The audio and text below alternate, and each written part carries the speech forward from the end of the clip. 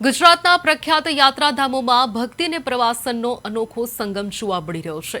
વર્ષ 2025-26 દરમિયાન પાવાગઢ, અંબાજી અને ગિરનાર ખાતે આવેલા પવિત્ર પર્વતો પર જવા માટે 47.32 લાખથી વધુ યાત્રાળુઓએ રોપવેની સુવિધાનો ઉપયોગ કર્યો હતો।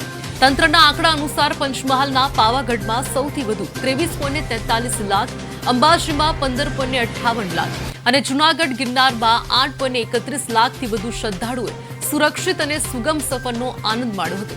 વિશ્વના સૌથી લાંબા રોપવે પૈકીના એક એવા 2.12 કિલોમીટર લાંબા ગિરનાર રોપવે થકી 5000 પગથિયા ચડાવવાની મુશ્કેલી વગર શ્રદ્ધાળુઓ માત્ર 9 મિનિટમાં જમીનથી 3660 ફૂટની ઊંચાઈએ સ્થિત મા અંબાજીના દર્શન કરી શકે છે।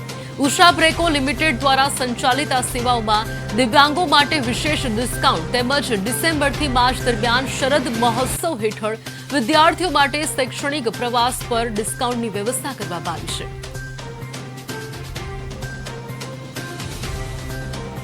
આજે અંબાજી ખાતે દર્શન કરવા આવ્યા હતા, ત્યાં ગબ્બર ખાતે દર્શન કરવા આવ્યા, ત્યાં આગળ રોપવેની સુવિધા છે। વૃદ્ધો વડીલો માટે પણ રોપવે ખૂબ સરળતાથી મળી રહે છે, તેમના માટે સગવડ સારી છે, ખૂબ સરસ એવી સુવિધા છે। એટલે દરેક માણસો અહીંયા આવવું, યુવાનોએ પણ અહીંયા આગળ ઉપયોગ કરી શકે છે। રોપવેની સુવિધા ખૂબ સારી છે।